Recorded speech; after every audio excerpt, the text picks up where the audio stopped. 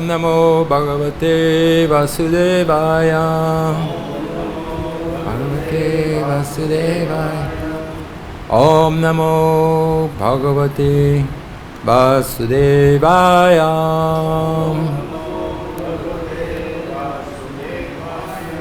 Om Namo Bhagavate Vasudevaya.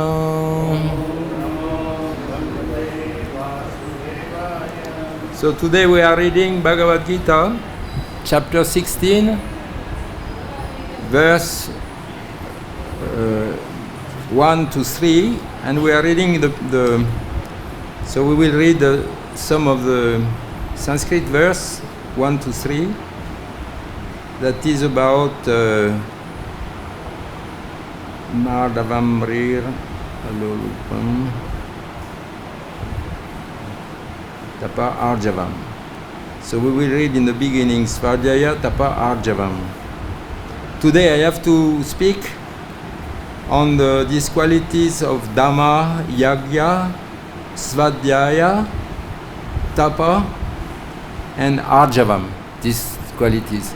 That is, controlling the senses. Dhamma, Yagya means, what is Yagya?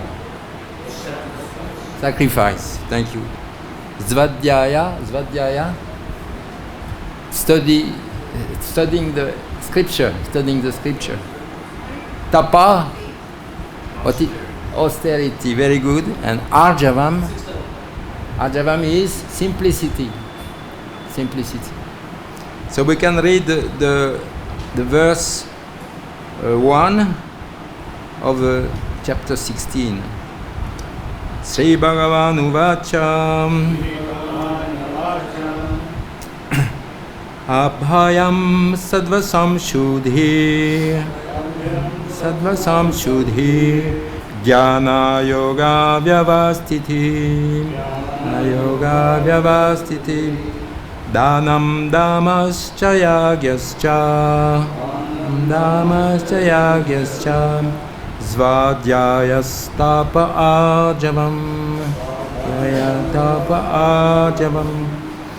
So we read the translation. The Supreme Personality of Godhead said, we can repeat together, Shula. Fearlessness, purification of one's existence, cultivation of spiritual knowledge, charity, self-control, performance of sacrifice, study of the Vedas, austerity, simplicity, non-violence, truthfulness, freedom from anger, renunciation, tranquility, aversion to fault-finding, compassion for all living entities, freedom from covetousness, gentleness, modesty, steady determination, vigor, forgiveness, fortitude, cleanliness, and freedom from envy and from the passion for honor. These transcendental qualities, O son of Bharata, belong to godly men, endowed with divine nature. Om Ganati Mirandasya. I will read the purport actually, yes. The purport. I was told to read from charity till, yes, from here.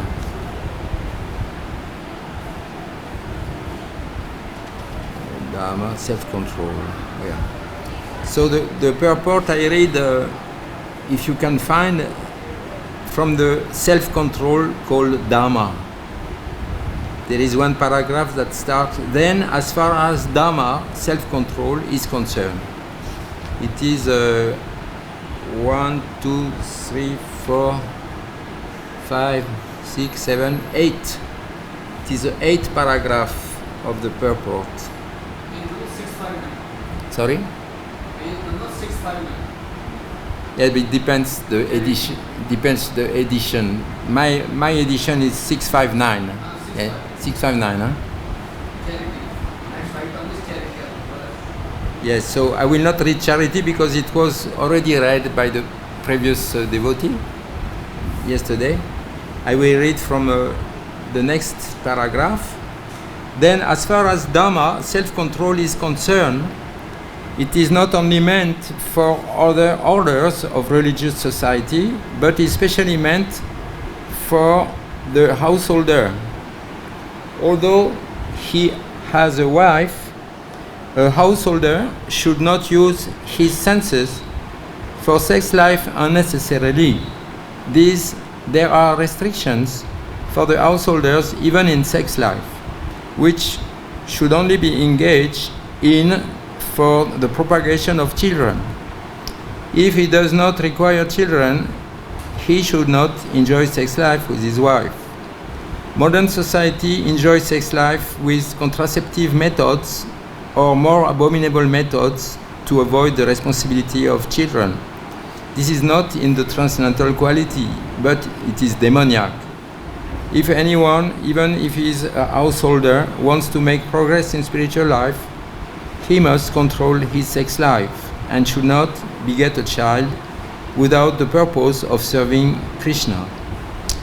If he is able to beget children who will be in Krishna consciousness, then he can produce hundreds of children, but without this capacity, one should not indulge only for sense pleasure. So the next is sacrifice, yagya. Sacrifice is another item to be performed by the householders because sacrifices require a large amount of money.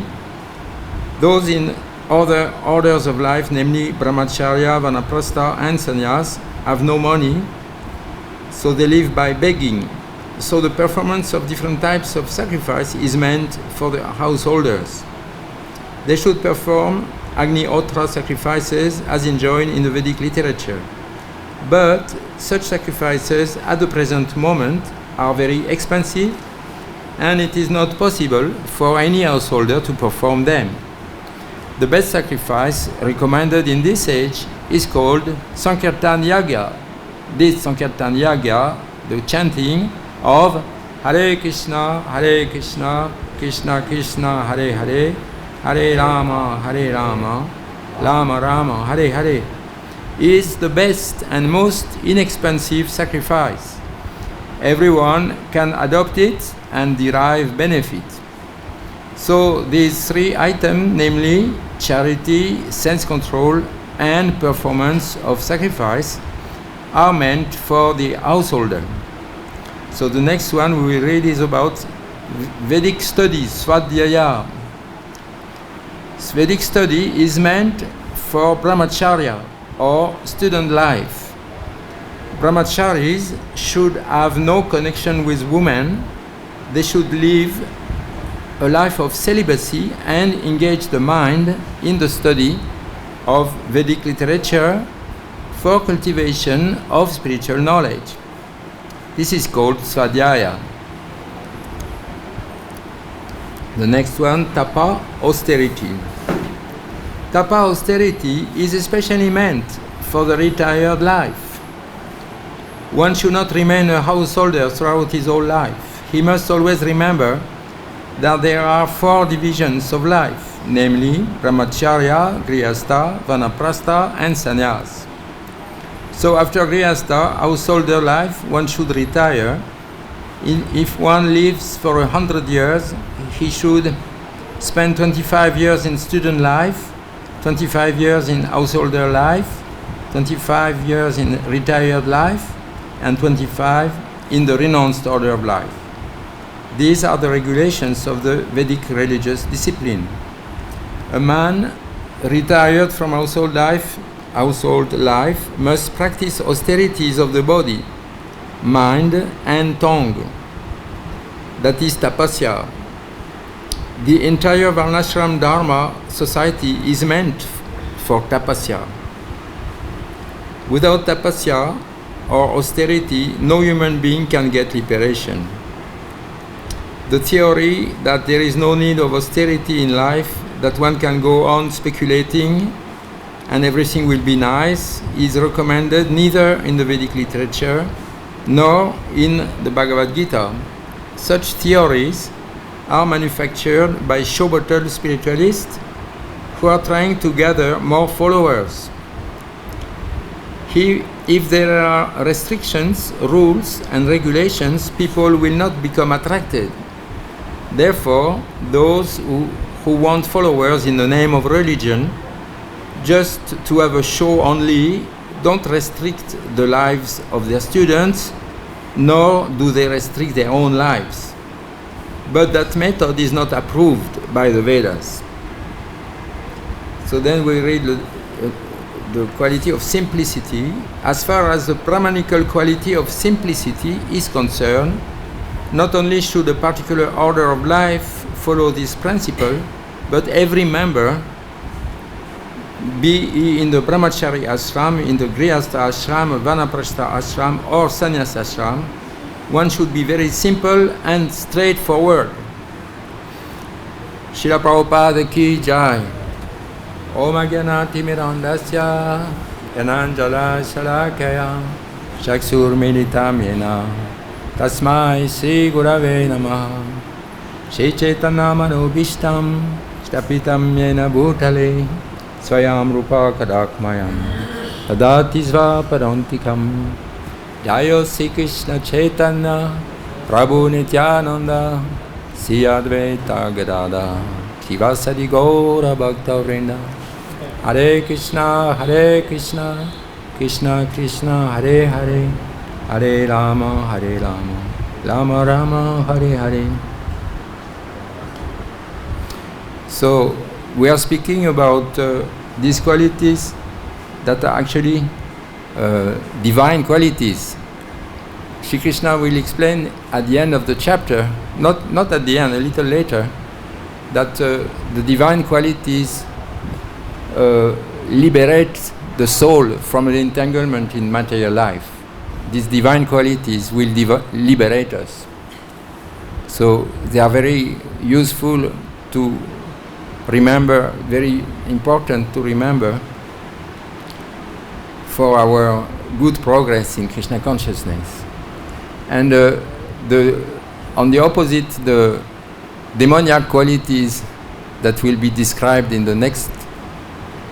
some very next verse are entangling. You remember this verse? It's a famous verse. How it starts? The verse of demoniac qualities.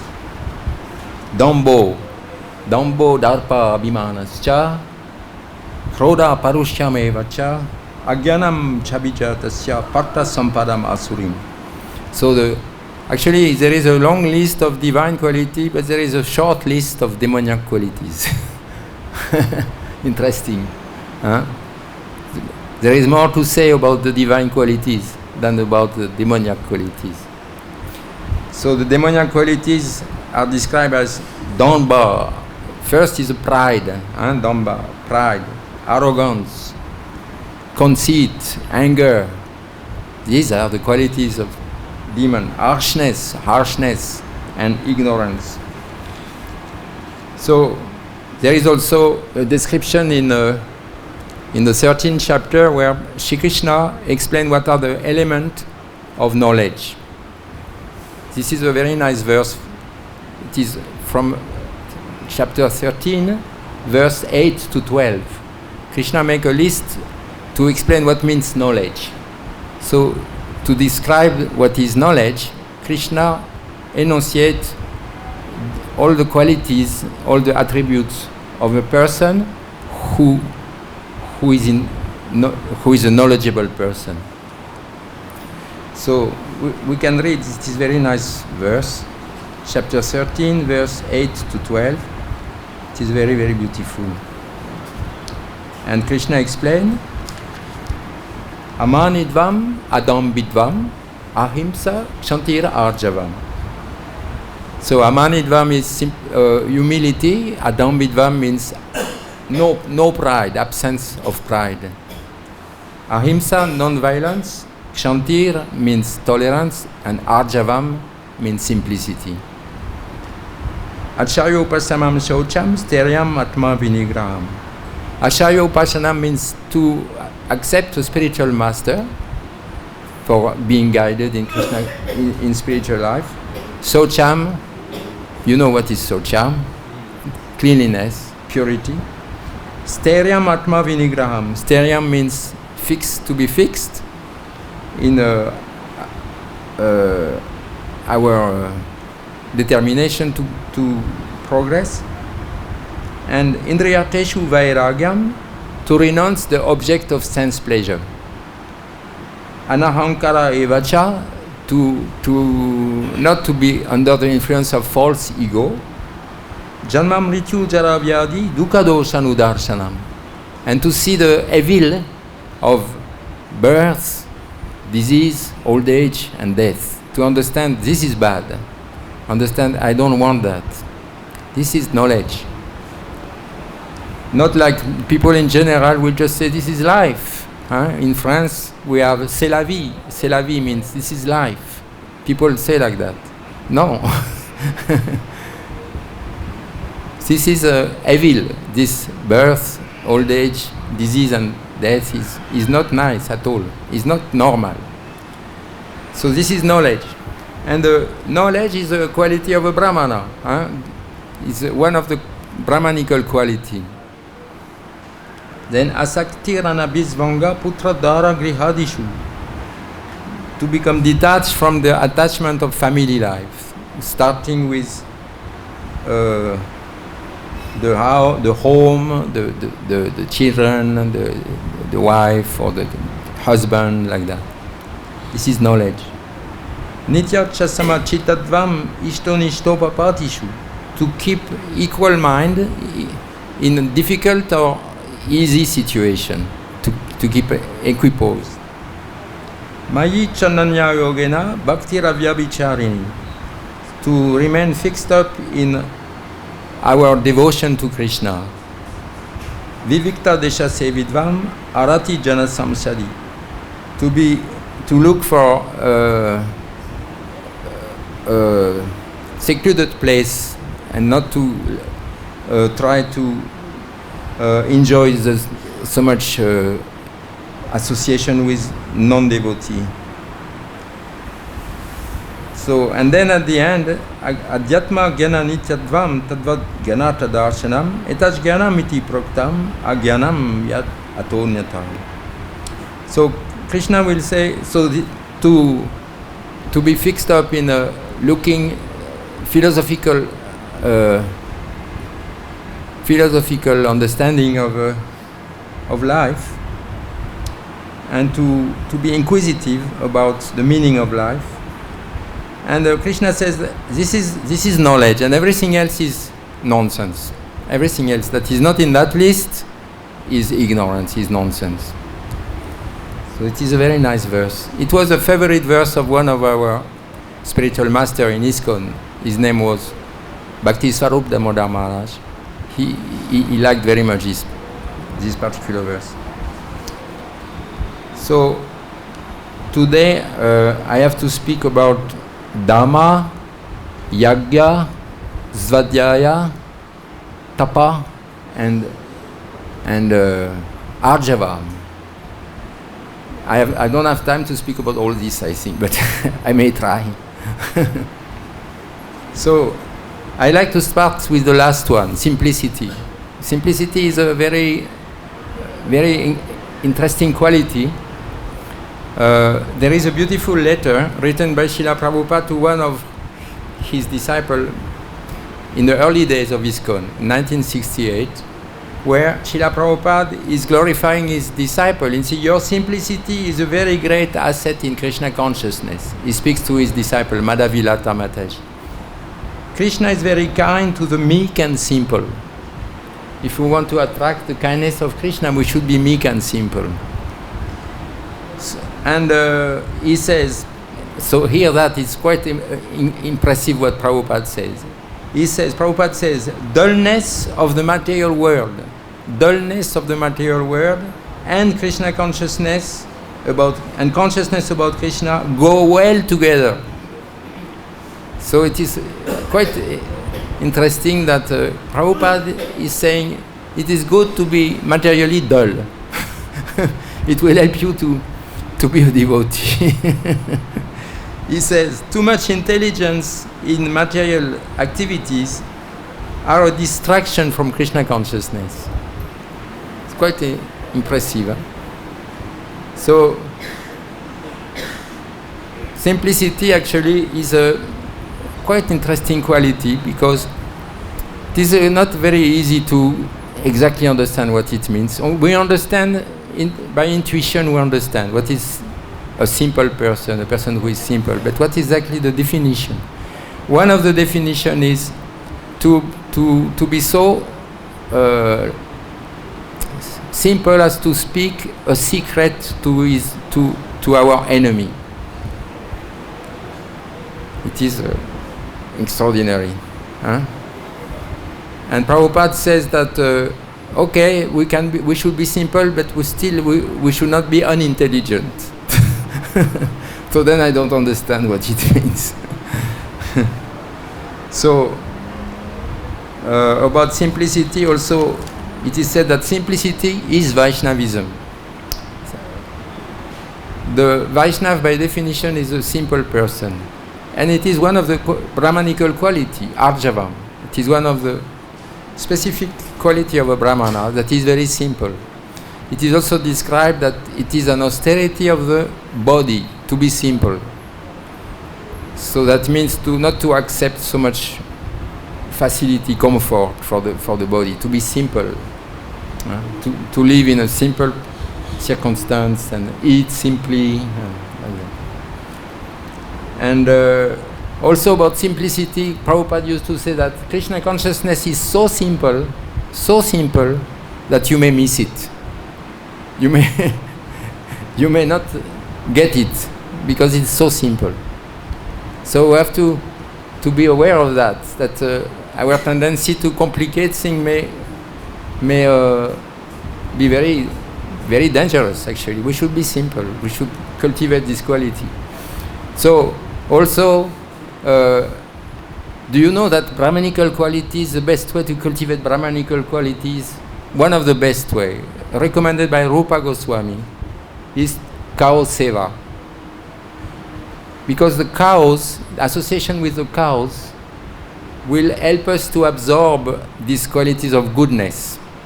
Actually, these Brahmanical qualities are the natural quality of the mode of goodness that manifest when we establish our consciousness in goodness. So, of course, how to become in a mode of goodness? Chanting good Hare Krishna mantra, reading Srimad Bhagavatam. This is essential. But also Rupa Goswami recommend cow seva, go seva. Very important to establish our consciousness in goodness. At least we should remember the cows. Remember the cows. we should have thinking about the cows every day. At least that. And for our good meditation, I brought a beautiful prayer for Mother Surabhi, so we can read together. A prayer addressed to Mother Surabhi. Oh Mother Surabhi. If you like, we can repeat together. Oh Mother Surabhi. You are the mother of all cows. You sustain life of all living entities. Actually, some scientists, devotees, made some research that actually it is not out of only religious sentiment that we want to protect the cows. It is also that without the cow, life cannot go on this Earth planet. As much as the Earth is essential, as much the cow is essential. It is scientifically proved. You provide shelter to those who have no shelter. To those who have no shelter. You fulfill all desires. Surabhi cow, yes, she fulfills all desires. Your very presence brings all auspiciousness. You are the source and the basis of all wealth. So last time when I gave Bhagavad-Gita lecture, I explained that Lakshmi Devi, you know where she lives? She lives in cow dung. She was allotted by the cows. It is an old story. I will not tell the story again. Lakshmi Devi was asking for the cows, give me a shelter, give me a place to live in your body. All the demigods, they have their own place in your body. I don't have a place. And the cows were saying, oh, we are already beautiful, we are already peaceful and happy. We don't need you. You are very chanchala, you are very unstable. And you associate with so many other people. We don't really need you. You can proceed. You can proceed to wherever you like to go. So Lakshmi Devi had to insist. She had to beg the cows, give me shelter in your body. And the cows, because they are mother, so they felt sorry for Lakshmi Devi, and they told Lakshmi Devi, okay, we will give you a place in our body. You can live in our dung and in our urine. So this is what Lakshmi Devi received as a shelter in the cows, by the cows. So it is said that wherever there is cow dung, it is very auspicious. It means prosperity is there. There is even a festival in India where there is a competition. Who is the home who will have the biggest pile of cow dung in front of his house, to show who is the home of the village, who is most blessed by Goddess Lakshmi. So I continue. You are pure. You are pure. And you are attractive and aromatic. You are universal mother. Without you, we have no mother. Without you, we have no life. Without you, we have no happiness. Without you, we have no food. Without you, we have no direction. It's amazing, we have no direction. Without you, we have no morality. Without you, we have no health. Without you, we become like orphans. Please allow us to serve you. Please allow us to love you. Please allow us to worship you. Please allow us to be with you. So this is a beautiful prayer to Mother Surabhi. So it is explained that Brahmanical culture can only be established in human society after cow protection is established. First, cow protection should be established. Then Brahmanical culture will flourish. And when Brahmanical culture will flourish, then the whole society will be protected. So it is so essential. And there is a beautiful story about the simplicity of the cows. The cows have this particular quality of being non-duplicitous, because the opposite of simplicity is duplicity, obviously. So the cows are not duplicitous at all. So I'll tell you the story. I will not read it like this, it takes less time. So the story goes that there was a king, I think King Suprab. This king in the very, yes, this is this story. King Suprab, long time ago, he was an expert in hunting. He liked to go to the forest and hunt animals. And one day he met a beautiful deer, female deer with her child deer. And he was so intoxicated with his happiness of hunting that he didn't even discriminate. Here is a mother deer giving milk to her child deer. No, even her he hunted. And immediately after shooting the deer spoke to the king. I imagine in this time, long time ago, the deer could speak. The deer spoke to the king. Oh, what you did, you lost all discrimination. How could you shoot me with your arrows when I am feeding my child deer? It is very bad what you did, because your behavior is not worthy of a Kshatriya. Kshatriya should not behave like that. So I curse you. The deer cursed the king. In your next life, you will not be again a Kshatriya. You will be a ferocious lion. This is all you deserve. And the king understood. He came to his senses, and he felt very, very repentant.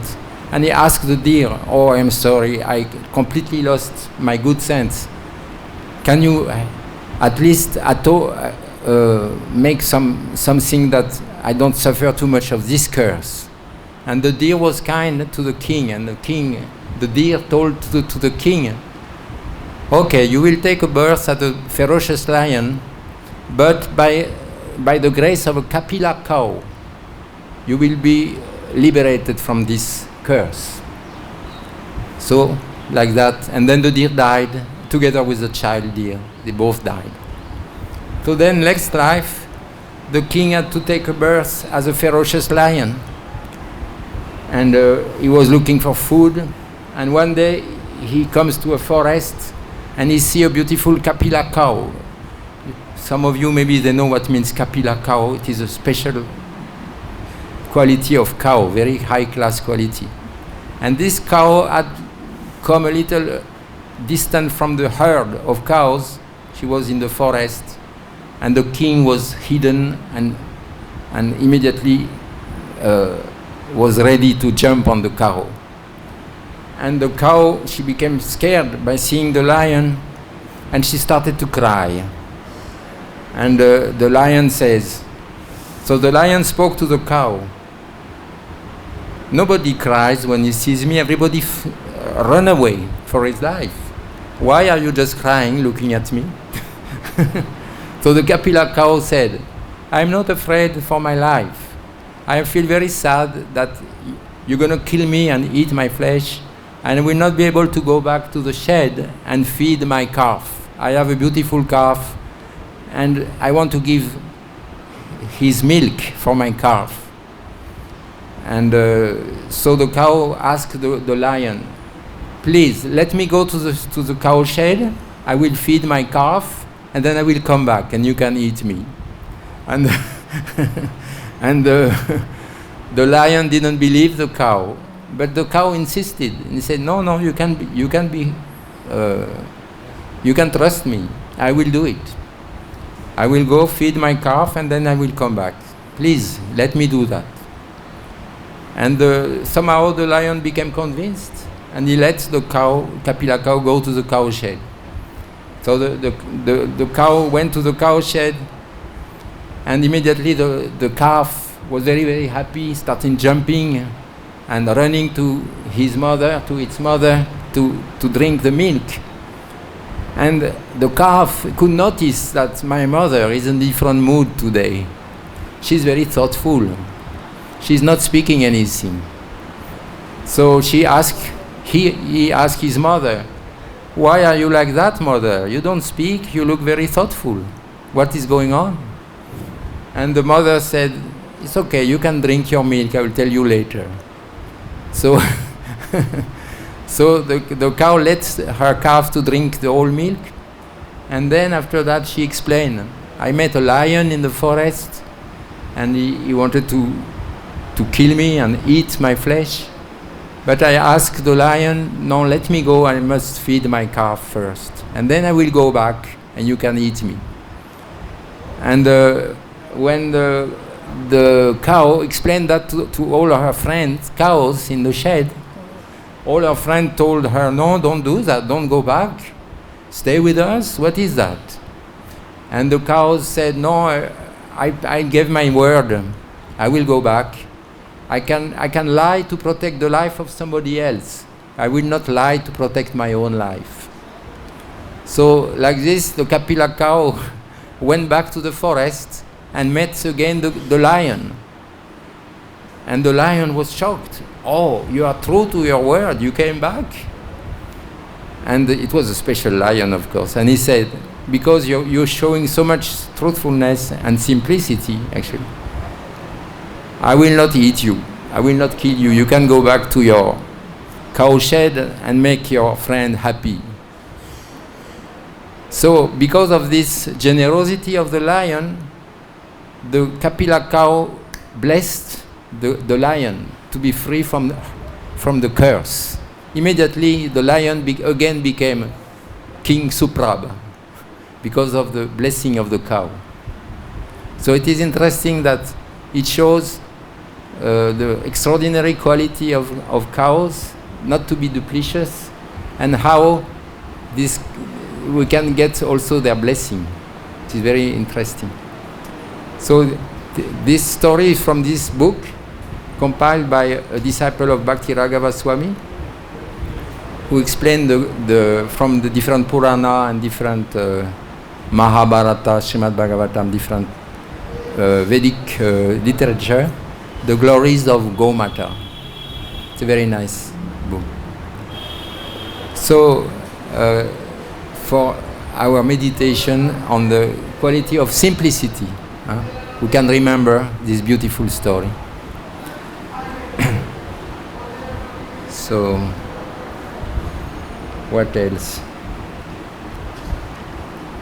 Yes, by associating with the cows, we absorb the quality of goodness.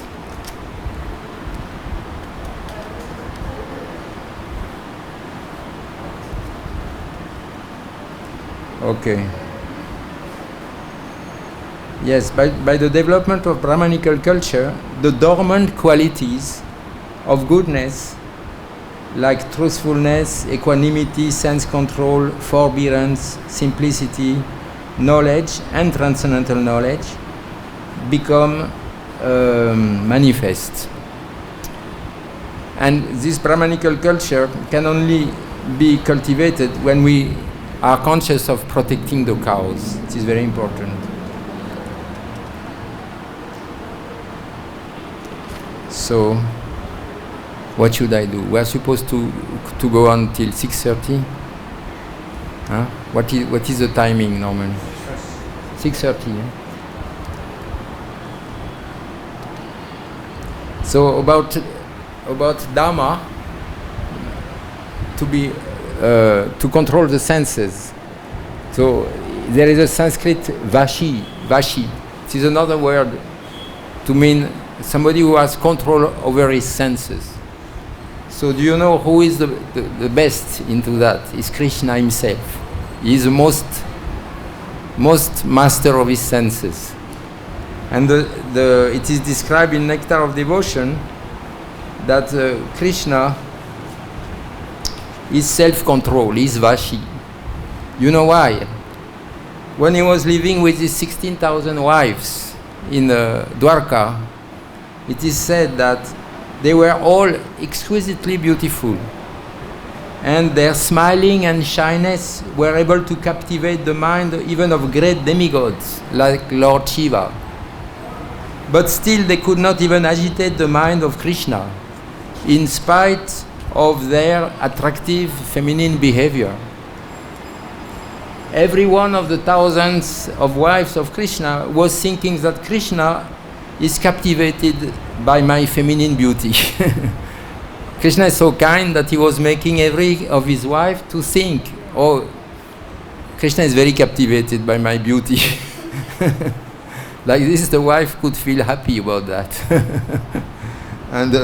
But it was not the case. It was not the case. Krishna is the supreme controller of the senses. In the Bhagavad-Gita, he is addressed as, what means supreme controller? Rishikesh. You know Rishikesh. That means he is the master of the senses. He is the master of the senses. So then it is explained, obviously, that the only way that we can also master our senses is to engage in service to Krishna. Because then automatically our senses are in the service of Rishikesh, of the master of the senses. We cannot be master of our own senses. It is not possible. Krishna is the master of our senses. And if we want to master our senses, then we need the help of Krishna. That means we have to be, like it is surrender to Krishna, that is one of the qualities of surrender to Krishna, to be in union of interest, in the same interest as Krishna. So then our senses become pacified. So Krishna is telling in Bhagavad-Gita that somebody who has a good intelligence, tasya pragya pratishtita, whose intelligence is fixed in Krishna consciousness, doesn't let the senses meet the object of the senses. He will, a good devotee will keep his senses away from the object of the senses. It is even said that it is not good to let some very palatable dishes nearby where you are doing something. Better to go distant. Because the mind may think about it and you may find yourself going to these palatable dishes without your decision, your own decision. Arjuna is asking Krishna in Bhagavad-Gita, Atakena prayuktoyam papam charati purusham anicham apivarshneya baladiva niyojita. No, what is the question? Arjuna is asking, how is it that somebody is forced to misbehave, to act wrong, to let his senses do the wrong thing? And you know the answer. Krishna will say, Kamaisha, Krodaisha, Rajoguna Samudbhavam. It is only the influence of lust who is forcing us. Lust is very powerful.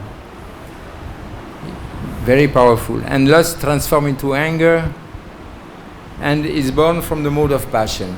Rajoguna Samudbhava. So that's why Krishna will advise Arjuna, and in different places of Bhagavad-Gita, Tasmat yasya mahabaho nigrehitani sarvasha indridanindriyartevyas tasya pragya pratishtita. So the one who is fixed in consciousness is restraining his senses. He doesn't let his senses go free. He restrains his senses and absorbs his senses in service to me. What is favorable for Krishna's service, this we do with our senses. What is not, there is a famous story of Maharaj Ambarish, who could win his dispute with Durvasa Muni. You know the story.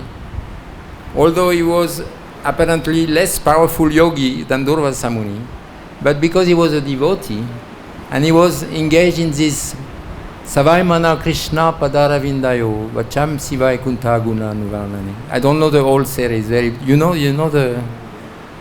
So it described that he was using every of his senses to serve Krishna. His sense of sight to look at the beautiful deities of Krishna, beautiful pictures of Krishna. His sense of smell to smell the tulsi leaves offered to Lord Krishna. His hands to clean the temple of Krishna, his legs to walk to the temple, like that. And because of being nicely regulating these senses in that way, in the service of Krishna, he was actually more powerful than such a great yogi as Durvasa Muni. So this is the advice of Krishna in the Bhagavad-Gita. He says, regulate your senses. He said at the end of the third chapter, Evam Bude Param Budva Samstabhyatmana Mahatmana Jahi Shatrum Mahabaho Kamarupa Durasadan.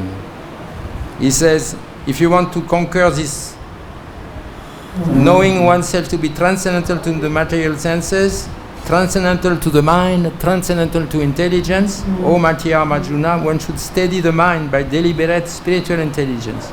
But it is not exactly this one I wanted to say. He says that we should regulate. Yes, O Arjuna, best of the Bharata, in the very beginning, curb this great symbol of sin, lust, curb, by regulating the senses, and slay this destroyer of knowledge and self-realization. So the element of knowledge we were speaking about a little earlier from the 13th chapter, that is Amanidvam, Adambidvam, Ahimsa, Kshantir, Arjavam. These are the elements of knowledge: humility, absence of pride, Adambidvam, Ahimsa, non-violence. All these elements become destroyed if we become overpowered by lust. We lose our humility, we become proud, we become violent. All this become destroyed. We become ignorant. So this is and this regulation means devotional service. It is not artificial. It is in the service of Krishna. By chanting always Hare Krishna, Krishna Krishna, Hare Hare, Hare Rama, Rama Rama, Hare Hare. So if you like, I can read for you one or two letters of Srila Prabhupada addressed to his disciple. There is a very nice letter. If you have got some time, it is a long time ago, in 1968, Jayapataka Maharaj wrote a letter to Srila Prabhupada asking Prabhupada, should I go to the university to learn Bengali? Because Jayapataka Maharaj was already in charge in 1968 of the Mayapur project. And he was asking, should I go to learn Bengali? And this is the answer of Prabhupada in this letter. He said, no, don't go to university to learn Bengali. Don't do that, he said. What university is for you? Jayapataka Maharaj was asking Srila Prabhupada, should I go to university to learn Bengali language? Bengali language. And Srila Prabhupada answered in a letter, no, you don't need to go to university to learn Bengali. And I will read shortly the letter here. If you have got some time, the best thing would be to chant Hare Krishna more and more. Because our life is very short. And we have to finish our Krishna consciousness in this life very quickly. We have very little time left. So we should chant as much as we can. We should chant Hare Krishna. We do not know when we shall meet our next death. When our next exit from this platform, this bodily platform we are in now, we are lucky that we, as this devotee was giving class this morning, I like how he was preaching. Now we have some understanding that we want to be a devotee. We are in this conviction and determination. So take advantage of that. Because in next life, you don't know in what consciousness you will be. You may be the son of a rich man and completely in Maya and not willing to serve Krishna. So now we have some idea, yes, I should be a devotee, so we should endeavor as much as we can in this direction. Before going out of this platform, we may try to finish Krishna consciousness. This is our main business. So he said, we should not become sidetracked by learning Bengali or things like that. So sometimes devotees want to learn Sanskrit or music or yoga, but it is very dangerous.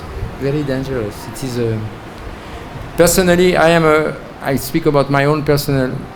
I like to play music and I like to make drawings. I have this tendency. But when I became a devotee, I was very scared about this. I didn't touch for 20 years. I didn't touch an harmonium. I didn't touch a pencil because I know I love these things too much. And people will come to me and say, wow, you have such talent, like that. It's very bad. And then your mind becomes distracted. After 20 years, I was married. After 20 years in Krishna consciousness, my wife, she told me, but what are you doing? You can play harmonium. What are you doing? Why don't you play? Then I say, okay, I will play. But I think I was right to do like this, because then you are not too expert. It is very risky, very... Also, there is a very good example, Vishnujan Maharaj. You heard about Vishnujan Maharaj? From the very early days of ISKCON. He was I am reading his life in a beautiful book entitled Radha Damodar Vilas by Vyasaki Prabhu. So it is described how Vishnujan Maharaj was extremely talented.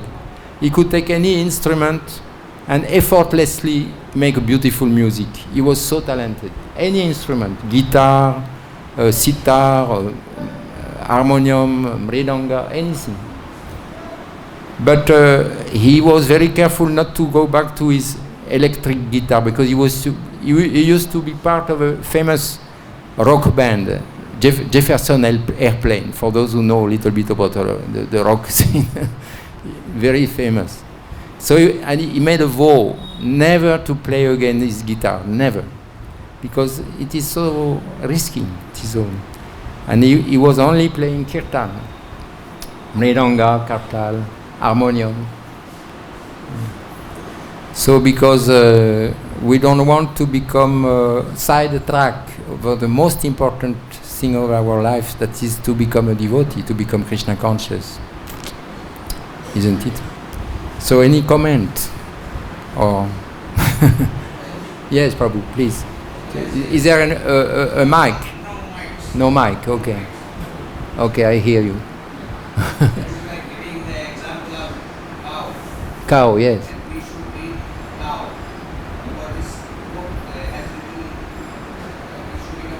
Yes, we should read about cows. Okay. Oh, yes. Yes.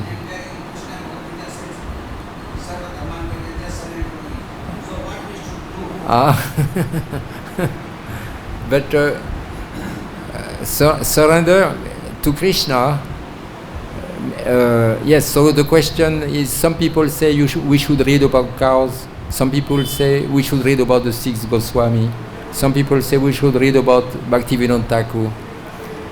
So I would say that, I would answer you that it is a long journey to become Krishna conscious, my opinion.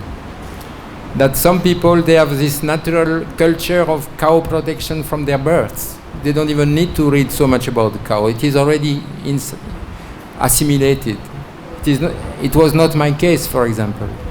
And I was hearing from Prabhupada books so many times about cow protection, but I will confess to you that only recently, all of a sudden, it started making some sense that cow protection is so essential. Maybe because I stay in Vrindavan a little longer, so I see so many cows, and I am giving also, after cooking, I give all the what you don't use for cooking. When you peel the potato, you should not give your remnants from your plate. It's not proper, because the cows are our mother. We cannot give them our remnants. But what we don't use for cooking, like vegetable and fruits that we cannot use, then we give to the cow. If it is also in a good condition, not rotten. Rotten is not nice to give to the cow.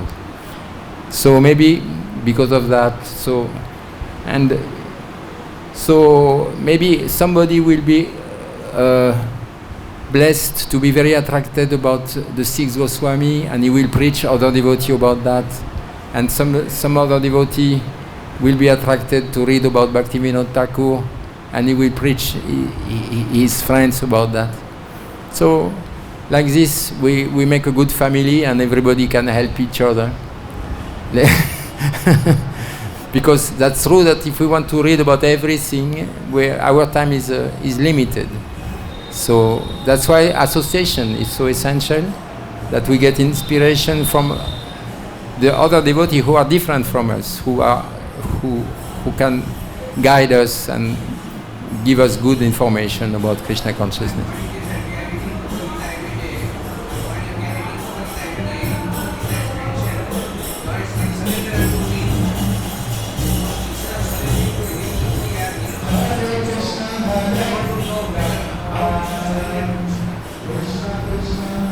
So I'm not sure I understood the full question. Surrender unto Krishna. There is so many elements that must be there. To be surrendered to Krishna is this is only the ABC, Bhagavad-Gita. Krishna is giving the ABC of how to surrender to Krishna. And then there is Srimad Bhagavatam in the 12th canto that is also necessary to read to be surrendered to Krishna. And then there is Chaitanya Charitamrita in so many volumes that we also should read so that we can become surrendered to Krishna. So, yes.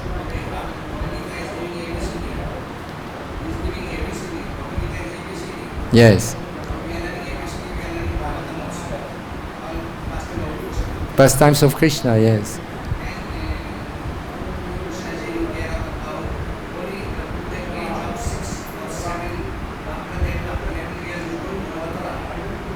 Yes.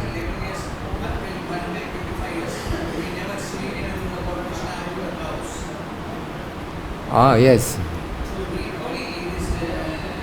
Oh, it is not exactly true because it is said that in Dwarka, Krishna was giving cows in charity. A great number of cows every day. Unbelievable number of cows. Yes. In Dwarka, from every palace, he was giving like thousands and tens of thousands of cows, all decorated. It is inconceivable. But, so it shows that the cows were also there in Dwarka. Yes. Hare Krishna. Prabhu, yes? Regarding the cows, there is one, His Holiness Gadadhara Swami's WhatsApp speech is going on rotating. Oh. Under one lady, Sindhutai, Maharashtra lady, she was kicked when she was pregnant, she was kicked by the husband, cruel husband. Yes, I saw the story. Yes. And then she was literally taken shelter in the cow shed. Yes, the cow protected her. Yeah. Child. And lady in future, later on, she became a great post-medalist person is orphanage. And she yogas Krishna. It says Krishna only sent the cow. She mentioned it seems Krishna is sent the cow to protect me and child. Like that she mentioned. She was in the consciousness. Yeah. So like that, cow really protects. Yes, this is a beautiful story. Maybe you heard about this story. The story of a young girl who was married, very poor, from a very poor village. And she was married very young, at the age of 9 years old. And when she was 19 years old, she was the mother of 4 or 5 children already. And there was in the village, there was a horrible mafia guy who was terrorizing everybody. And this girl, she denounced this mafia guy to one of the government tax collector. So this mafia guy could not continue to terrorize the village. And this mafia guy became so angry at the girl that he made something. He went to her husband and he told her husband, "You are such a fool. Your wife is betraying you with so many other men." And actually the girl was pregnant. And this mafia guy was saying, actually, the child who is in her womb is my child. He spoke like that, all lies. And he convinced the husband, and the husband started to beat his wife very severely, and she fell unconscious. And he was thinking to kill her. And actually, he threw her in the cow shed, thinking she will die. She will be trampled by the cows. But in the cow shed, she was protected by a cow. A cow took care of her. A cow was right on top of her and was making sure that nobody would come to trample her. Otherwise, she would have died. And when the family members came also to make sure that the girl was dead, the cow also protected her and make the family member go away. And finally this girl came back from unconsciousness, and the story goes that she became a very wonderful lady, taking care of many orphans and opening beautiful institution. It is an amazing story. Sorry? By following 4 regulative principles, no intoxication, no E66, no gambling, no bikini, most of the senses are already under control. We cannot enjoy our senses by following 4 regulative principles. So eating is the only one left out. We can't eating.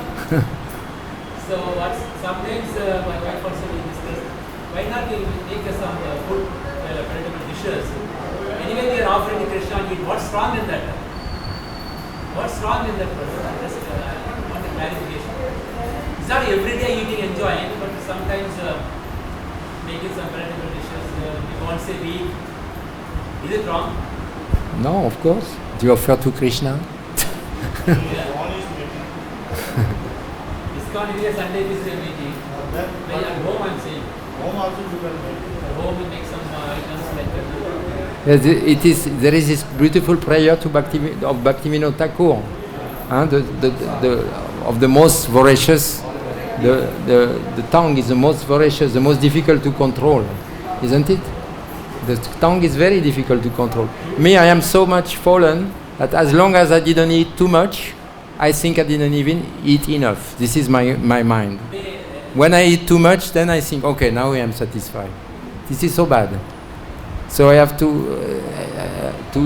pray to Krishna to save me. Being diabetic, I don't eat the rice and aloo sabji here. So being diabetic, I don't eat the rice here. So rice, what ISKCON makes, rice and aloo, they always every day give rice and potato. So I don't eat. So today I made some dalia. Oh, you like dalia? Yeah? Dalia khichdi. Okay. Little salt and chili was less. I was really searching for a pickle, I got a pickle and kept. I was able to 5-10 minutes I spent. There is a pickle, there is a pickle. I was just thinking, see how the senses are pulling. My tongue is pulling, wasting my time 10 minutes. I stopped eating and then I was searching. Finally I found the fridge and then the remote and ate. So it is very difficult to control. If everybody experience that on special days like Janmashtami or Gora Purnim, where everybody is so busy in service, and we are fasting, and nobody suffers of fasting because the mind is so absorbed in doing so many service to please Krishna. So it shows that by service to Krishna, then our senses becomes pacified. There is really no other way. If we try to figure out, today I will eat less, it doesn't work. So artificially we cannot control. No, you cannot. It is not possible. Only by sincere absorption, loving absorption. Yes. Yeah, actually it is mentioned that reading the scripture is very helpful to control the tongue. Especially the chili and salt we cannot control. Yeah. Anchoring for chili and salt. Oh yes. Yeah. We can't lead, it's very soft. Some people they are attracted to sugar, sweets. Sweets. Yeah. Very soft life. Yeah, what to do? But I want to know, is it necessary for practicing Krishna consciousness? To what? This kind of controlling the tongue so much, and not eating. Yes, it is necessary. Forcibly not eating. No, forcibly, no, you cannot forcibly. Not eating the chili, No, salt, you cannot do that. You cannot do that. Prabhupada didn't want that. Prabhupada even said his disciples, very funny, his disciples were putting Prabhupada in a diet because he was not very healthy at the end of his life. And Prabhupada was upset about that. He was calling that the starvation committee. Starvation committee. My disciples are making a starvation committee. They want me to starve. Because he was telling his disciple, if it is not palatable, I will not eat anything. I don't want this unpalatable food. Taste has to be there. Actually, even in Ayurveda, it is said that the five taste has to be in the food so that your body can properly assimilate. So there is a salty and sweet and a little sour, a little astringent and all that. So we need nice prasad. Prabhupada used to say, eat sumptuously but not voraciously. This is, eat sumptuously. Yes, eat sumptuously but not voraciously. Don't become voracious. Yeah. Not to have this much. Yeah. Yes, this one. Only there, you don't feel full unless we get full. Yes, like this. Yeah. But there only we have to come. Here I don't go inside Govinda at all. I don't go inside Govinda at all. Right from the day I came on, I never entered Govinda. We want to feel like eating more. There you have to.